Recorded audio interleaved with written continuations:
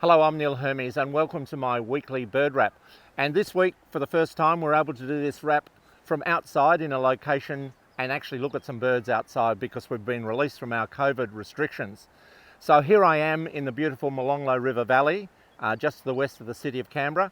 And I'll come back and talk to you about why this is such a great bird watching spot at the end of the wrap.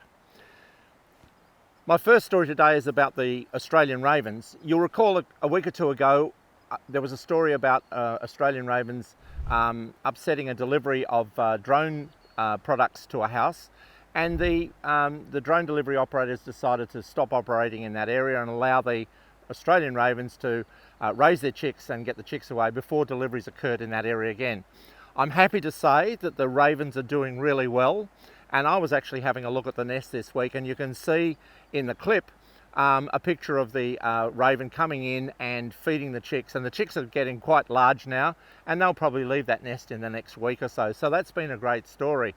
And while I'm talking about Australian ravens, a lot of people have been contacting me about the use of the word raven and crow, because people get these two mixed up. And in Australia and in many parts of the world, these various large black birds are variously called crows and ravens, and people use them intermittently or interchangeably.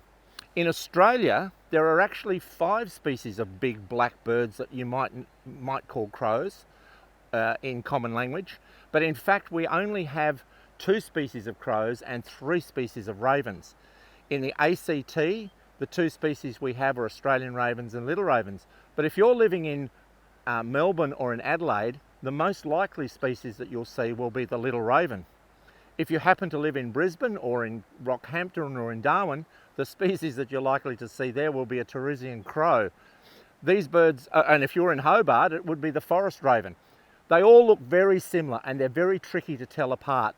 You can see in the photos attached of the flying bird that the bird has a big throat hackle where the feathers come out, and in the different species, the hackles are different sizes.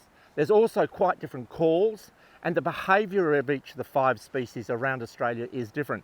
And I'm going to do a little a YouTube clip about the differences about that, and you can have a look at that separately about how to tell the difference between the different species of ravens and crows in Australia in a separate piece that I will do in the next little while.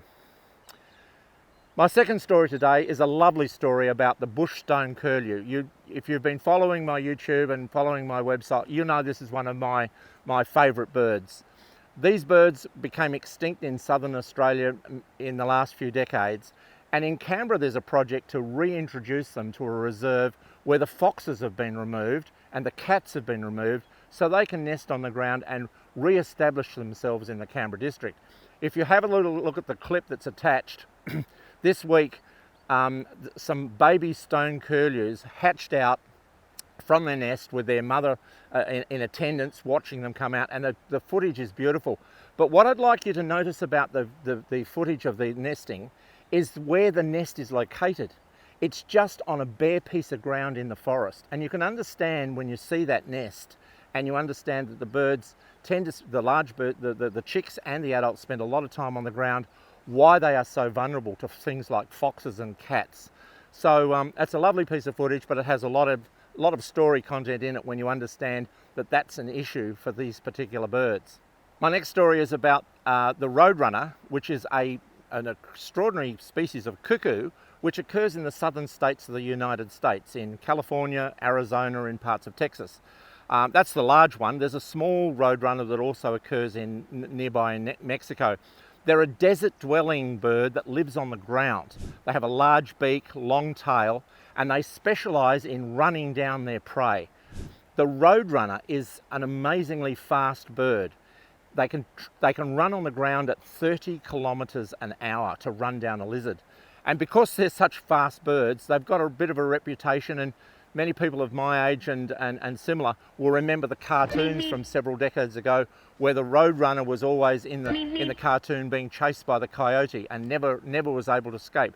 Such was the fame of Roadrunners in southern United States. The reason I mention them today is, well, they're a little similar to our stone-curlew in that they occur on the ground, they don't fly much. And the other thing is that they're coming to the end of their nesting season as we speak at this time of the year. So It's a bird that's on my bucket list. It's a bird that I've never seen. I'd love to see a Roadrunner in the wild, and it's my plan one day to go to southern Arizona to actually see that bird. So my final story today is about the location I'm in here in the Molonglo River Valley.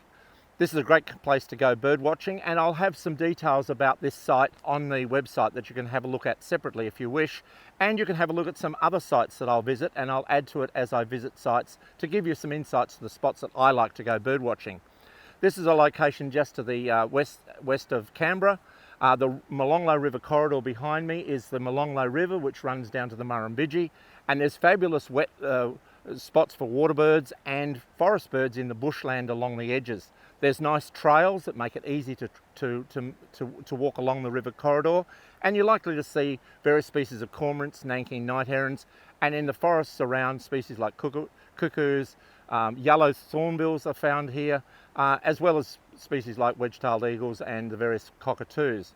Adjacent to this spot are a number of suburbs such as Wright and Coombs, where they have really lovely ponds that have been built into the suburbs, and there's walking tracks around them which are great spots to watch some of the more common water birds when we have drier times inland. Or this place is very well known for the white-fronted chat, which curiously occurs in dry rocky areas around some of those ponds, and many people come from quite long distances to come and see the chats that are here as well. So it's a great spot to go bird watching, and now we're out of COVID time, we can all get out and actually have more adventures in greater places.